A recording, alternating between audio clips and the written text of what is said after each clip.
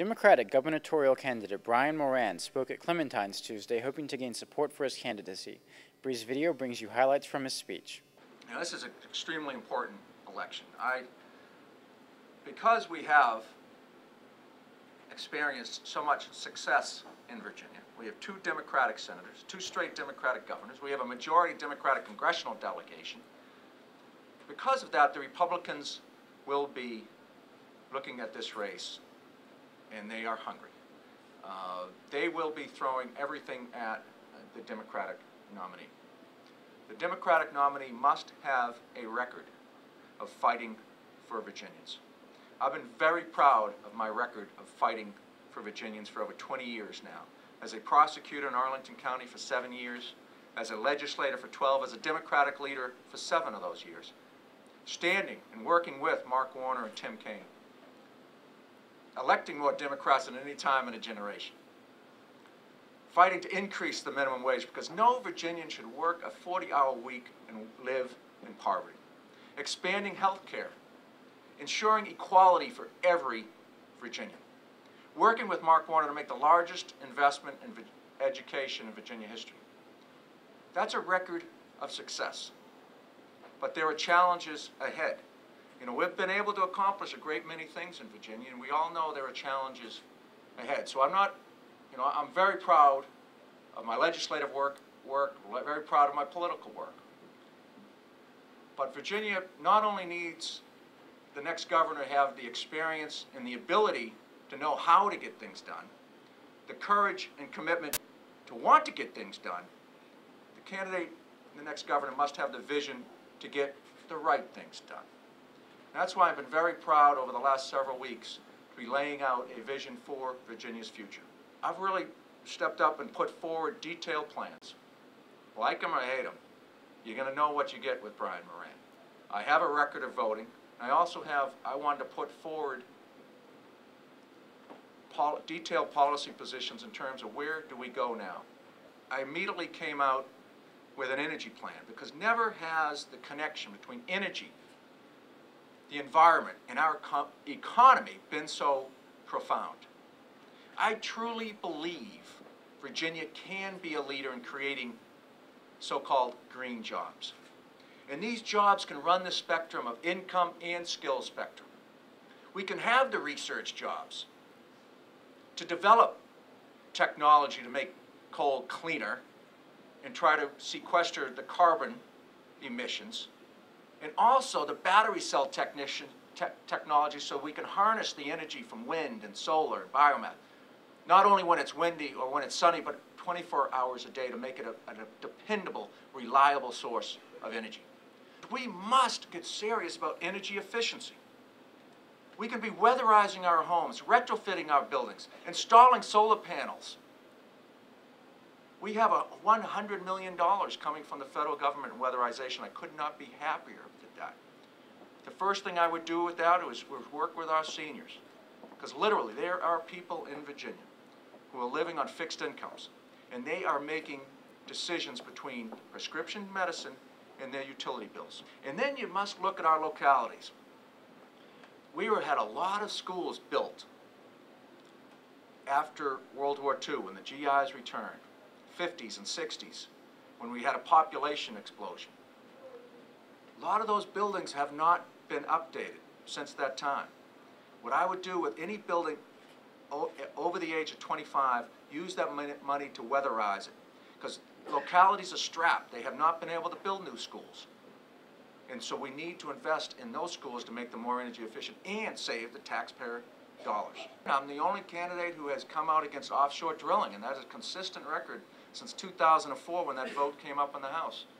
I mean, we're not going to get serious, my friends, if we don't start saying no to some things. If you don't, then it's just status quo, it's just business as usual.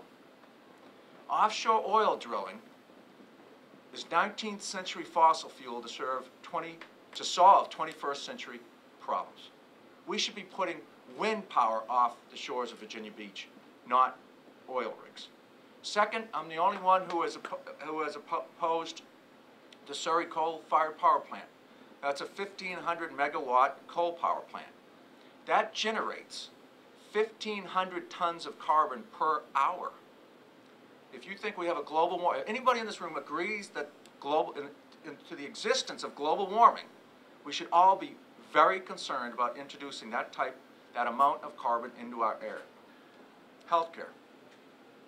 200,000 children in Virginia go without any health care. As governor, I do not want a parent to go to bed worried whether or not their child becomes ill. Because see, this is a smart investment. Healthy kids grow up to be healthy, productive adults. When they have access to antibiotics and immunizations, they stay in school and learn. So it also becomes an education issue. We want them in the classroom. And I have a plan to ensure every single Virginia child. And until we have a universal health care policy nationally, I want to increase health insurance for all Virginians and take state action that I know we can accomplish here in the Commonwealth. I sponsored a pilot program that would have assisted small businesses to provide health insurance. A third by the state, a third by the small business, and a third by the employee. That would ensure more Virginians. And when you get that healthier workforce population into the healthcare pool, it reduces healthcare costs for all. Another thing I would do is allow parents to keep their child on health insurance from 19 to 26. So these young people here in the room today can continue on their parents' health insurance. That is something that 40 other states do. And I want to be able to do that. Infant mortality. You know, Virginia's the 7th richest state in the nation, yet we're 32nd in infant mortality. That means we're 18th worst in the country. The city of Richmond has a worse infant mortality rate than the Ukraine. What we can do is provide more prenatal care to pregnant women. And when you do that, you improve the birth outcome that reduces the infant mortality rate. Banning trans fat in our elementary schools.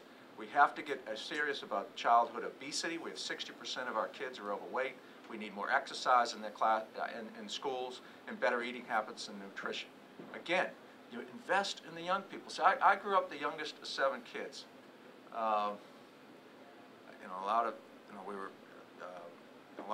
They taught us a lot of things, strong, family, faith, community. And ultimately, what they taught me is we all have an obligation. And frankly, I think that's why we're Democrats. And I don't want to smirch the Republicans, but I think one of the things that attracted me to the Democratic Party is that we truly believe we have an obligation. We have an obligation to leave the world a better place for our kids than we found it. That's the type of governor I want to be, that we invest in our young people to secure a better and brighter future for all of us, whether it be the environment, protecting our environment, ensuring our kids, making sure our education system is graduating people for the jobs of the future so that they have the skills and the workforce necessary to bring jobs and economic opportunity to Virginia, all over Virginia. So there's lots of things to do. I'm anxious to get started.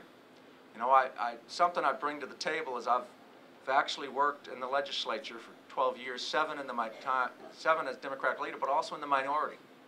I have the relationships to get things done.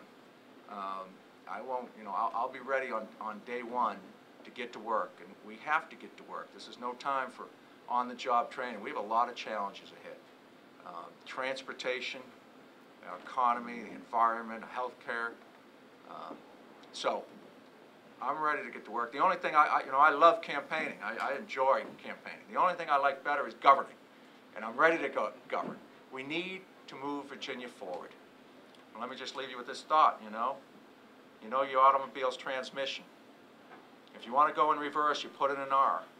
But if you want to move ahead, if you want to make a brighter day for all Virginians, you put it in D for Democrat. Thank you. For Breeze Video, this is Dennis Edmonds.